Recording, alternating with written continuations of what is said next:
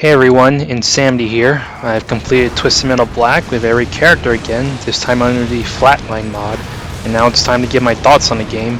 The following thoughts are going to be based off of my experience and enjoyment of the vanilla version of Black, of course, not the modded version. I already mentioned before that Black is my number one Twisted Metal before with 2 being second and Small Brawl being third. This is primarily on the basis of Black having the smoothest gameplay, being the first in the Twisted Metal series to feature 60 FPS gameplay, and the card combat being faster paced compared to the other Twisted Metal games. There are some things I dislike about the game, but it's for those things that I mentioned that makes Black sit at the top of my Twisted Metal games list, despite some of the imperfections I find of it. Playing it all over again really helped solidify this position, especially after having moved on from nitpicking the game for things it doesn't have compared to TM2 and even other Twisted Metals in general. As always, let's start off with a history lesson. Twisted Metal Black was my second ever Twisted Metal game, having only had Twisted Metal 2 on a PS1. My dad got me the PS2 in 2001, the year of its release, but I would get Twisted Metal Black at some point later within that year.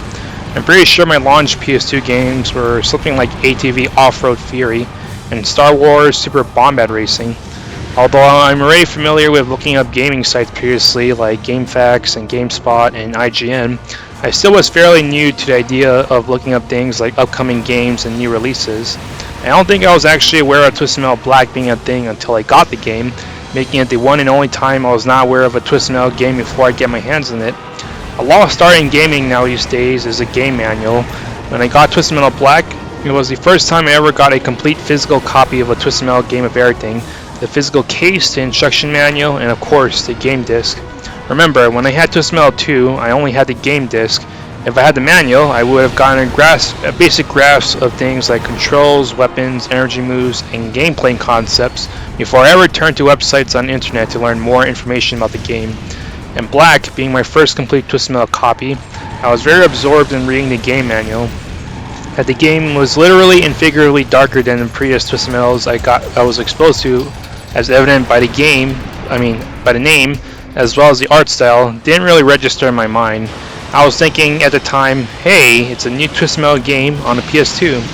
So as of any new Twisted Metal game I got, I looked up info on the game and guides on GameFAQs, discovering unlocks, writing down cheat codes in my notebook, and for the first time learning about glitches and other gameplay based bugs, which I had limited exposure to and all the time I played games up to that point. I began to play the actual game and was wowed by the graphical updates and the background music as I went through the main menu, followed by a sense of joy as I go into a level and took note of how much faster everything was going, how much bigger the levels were, how much more stuff was on screen, like enemies, weapon pickups, destructible objects. I didn't know what was in store for me as I began playing the game in earnest, even if having looked up GameFAQs guides, and I was in for a good time. As I was logging in game time, I did come to feel dissatisfied with certain aspects of the game that were missing from Twisted Metal 2, since that was the only other Twisted Metal game I had for reference. No teleporters, health pickups are barely lifesavers, with repair stations being far more helpful but limited in use depending on difficulty. Freezes weren't as strong as the Twisted Metal 2 ones, shields not being a dome but just an energy coating on your vehicle, making me jealous of Minion when I would face him as a boss for the first time to find that he was the one who had a large dome shield. Ricochets going from bombs to discs and not having the same knockback power as Twisted Metal 2 ricochets to blast people off roofs. Ramming being severely gimped and damaged and effects to enemy vehicles. All these little things I found unsatisfactory added up to lead me into looking back to Twisted Metal 2's gameplay at times, and also discovering Twisted Metal 4. Unlocking Minion and playing through the game on easy difficulty with him would be my temporary moment of exhilaration. It wouldn't be until later on when I started sitting down to legitimately play the game for real, discovering characters that I would enjoy playing as, appreciating the generous ability to save your games as well as start each level with 3 lives that refill, regardless of how many times you died or replayed a level, properly learning the ins and outs of all the weapon pickups, finding joy in abusing the skill-based weapons since they only exist in Black, understanding just how much more powerful special weapons are in Black than I realized, and taking in the glorious 60 FPS gameplay. Then I get into speedruns of Twisted Metal Black, getting some advice from Lord Raiden on using Warhawk effectively, making my own discovery of destroying the shield of Warhawk instantly, I grew fond of Twisted Metal Black over time, and most of the things I was disappointed with ended up being reduced to nitpicks that ultimately have no effect on the quality of the game. That we end up getting two half-realized sequels to Black in the form of Harbor City and Lost would be a painful reminder of what could have been. Playing Black all over again, but properly using all the vehicles this time as opposed to a small handful, really helped open my eyes. Knowing some of the actual vehicle stats like HP, special regen times, and damage also contributed to making Black feel like a fresh game. Never mind that these recent playthroughs of Black were done on the Flatline mod. While I like the cast of Twisted Metal 2 better, Twisted Metal Black provided just as many great vehicles as 2 did. There were a couple of characters I underrated when I played as them. Chief among them were Junkyard Dog, Axel, and Darkseid. Junkyard Dog always bothered me for having a reskin of the gas can as his special. After some playtime of him, I now realize that his special is basically what happens if you make a stronger version of Axel's shockwave that can be launched. The blast radius on detonation is very good, and because the AI in Black love to gang up on you, you'll find situations where they tend to cluster around quite a bit.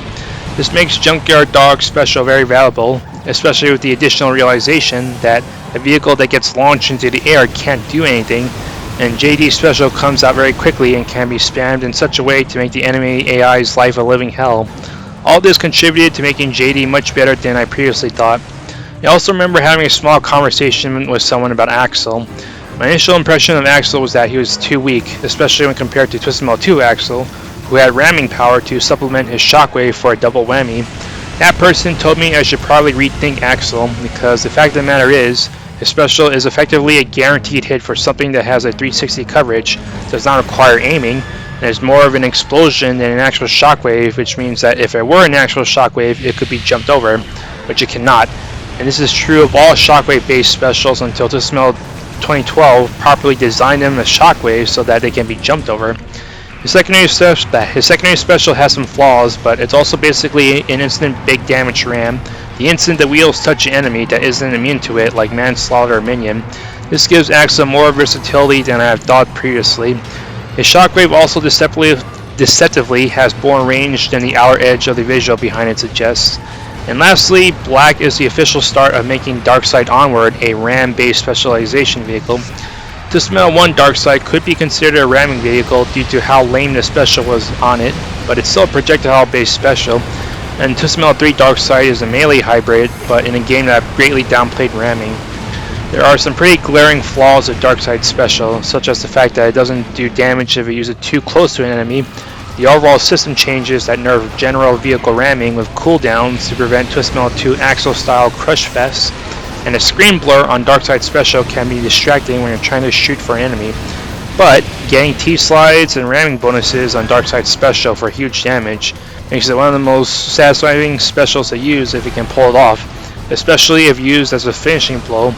I never played Twisted Metal Black online, but I do know that Darkseid was greatly buffed with the significant property of getting a damage reduction while using the special. If something like that existed for vanilla Twisted Metal Black Darkseid, that would push her to even greater heights. Pretty much after playing all the characters in the game properly, only one vehicle remains low tier even with the benefit of hindsight, and that is Brimstone. But Brimstone is still a very fun low tier character thanks to a special allowing you to do the cool guys don't look at explosions thing, of using his special to deliver the final blow to an enemy, and a concept of the special being darkly hilarious. There's also the fact that his special was already unique for having the property of being unblockable by shields, provided that the follower lands on the target vehicle first before they put up a shield, none after. No other vehicle in the entire Twisted Metal series has ever had access to a unblockable weapon. If a character is low tier, fun gimmicks like Brimstone help mitigate the issue somewhat. Other than Brimstone, every vehicle in the game is quite powerful or fun in their own way, and I don't have a single vehicle I dislike playing as. Maybe I nitpick some things I wish their special did, except for Brimstone, who absolutely needs improvements to his special at worst. Some vehicles I do definitely gravitate more towards, like Roadkill, Crazy 8, and Warthog, but it isn't like 2 where I find characters like Hammerhead and Grasshopper too difficult to play as or get much mileage out of. The only thing Black is missing is a grappler archetype character like Slam. I'm not sure what the reason for them not including a grappler type vehicle is. Someone like Slam arguably would have an easy time being molded into the Black universe in terms of driver and vehicle design, I think. When I played through Black again, the character revelations I had were Junkyard Dog and Axel, which I already covered, as well as Yellow Jacket. Yellow Jacket's special is perfect for the AI who love to get up in your face, and it also has significant stagger that makes it amazing for combo setups, and significant knockback, which can use to an extent to push people off roofs.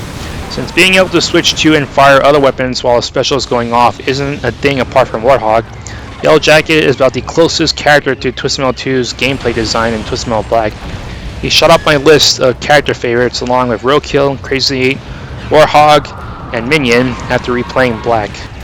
The weapon selection in Black is nearly flawless, especially with Black putting an emphasis on rewarding skill. The relationship between the three basic missiles have been adjusted sensibly.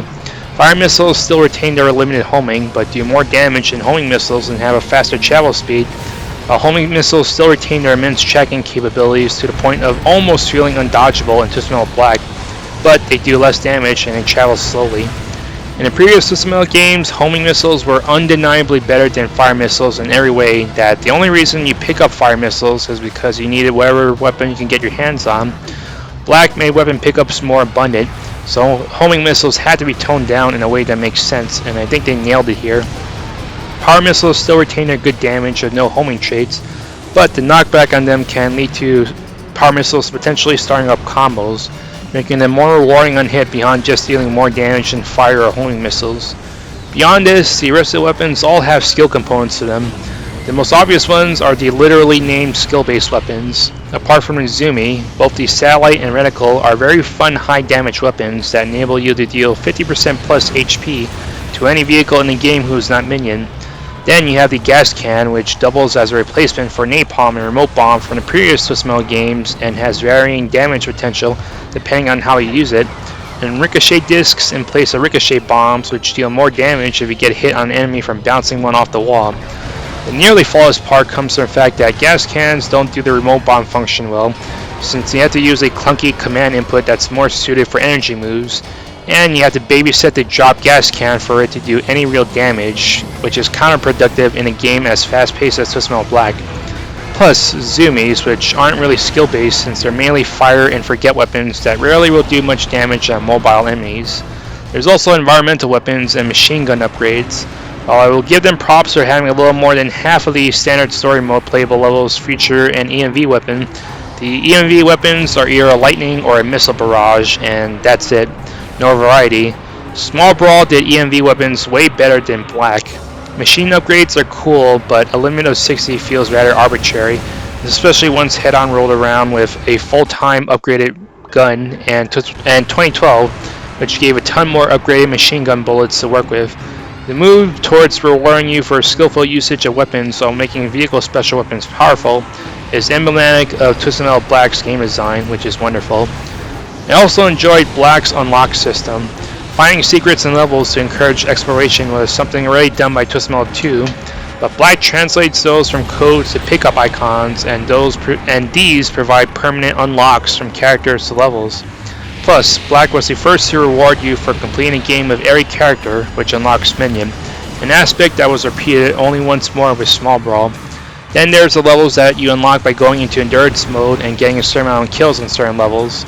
Small Brawl did this better since you only need to meet the kill quota, but encouraging game time in certain modes to get unlocks wasn't a bad idea. That being said, I remain annoyed at Black when it comes to the unlockable levels.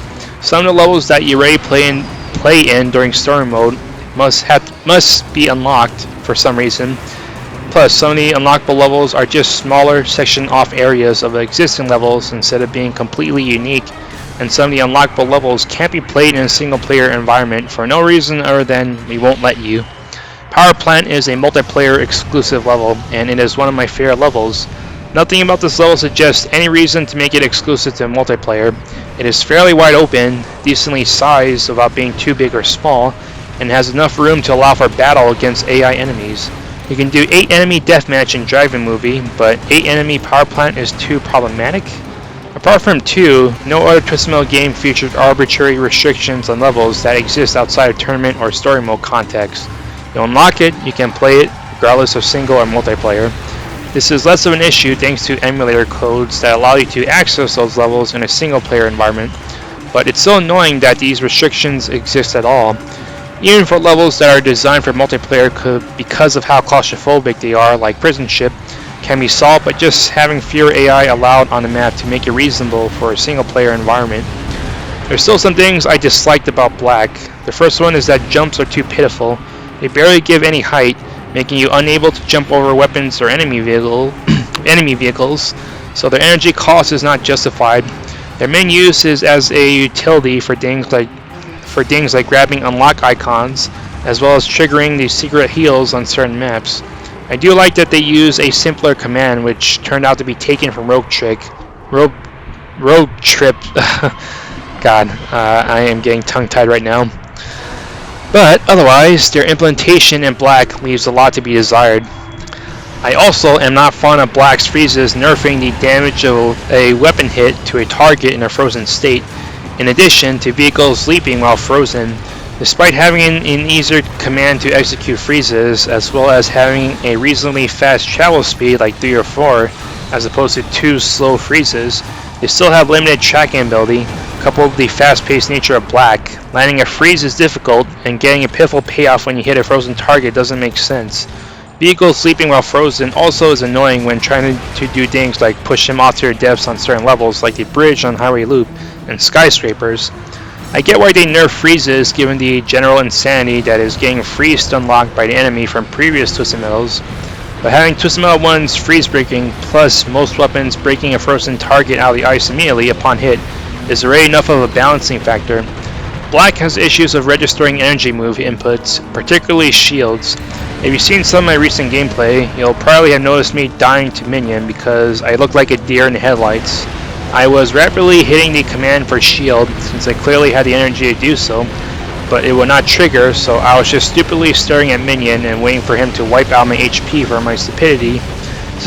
Twisted Metal 2 and Small Brawl at least had the excuses of running at 20 FPS, but Black runs at 60 FPS yet has an issue with registering energy move inputs, which is definitely a big strike against this game when compared to Twisted Metal 3 and 4 having much more responsive inputs at 30 FPS. And that's coupled with the fact that 4 also required more inputs for many of its energy moves. Head-On doesn't appear to have this issue whether you're dealing with 30 FPS on a PSP or 60 FPS on a PS2. Lost and 2012 had greatly simplified inputs which could never fail to execute and could never be executed by accident. Black is one of the best Twisted Metal games in the series, but something like this is a really glaring issue. Also, Warhawk is a lousy final boss. He's too routine to be a threat, whereas even if Minion was fought with no shield puzzle to deal with, he's still far more engaging than Warhawk, and the best way to deal with Minion's shield is not completely foolproof, especially on higher difficulties where Minion's movements will be far more twitchy and erratic to make hitting his shield panels very difficult. Warhawk is only interesting from a story perspective, as someone from law enforcement who wants to put a stop to a Twisted Metal contest and doesn't really have anything to do with it, but final boss material he's not. All I can say though about Warhawk is that I'm glad he's not like Prototype Warhawk, who is a complete menace of how unbalanced he is. All in all, a strong 9.5 out of 10. Next, we'll have Head-On and Lost, and depending on the status of an update of a certain game, I may or may not bum rush through this entry. That's a gameplay and commentary. Hope you enjoyed it, and Insanity is out.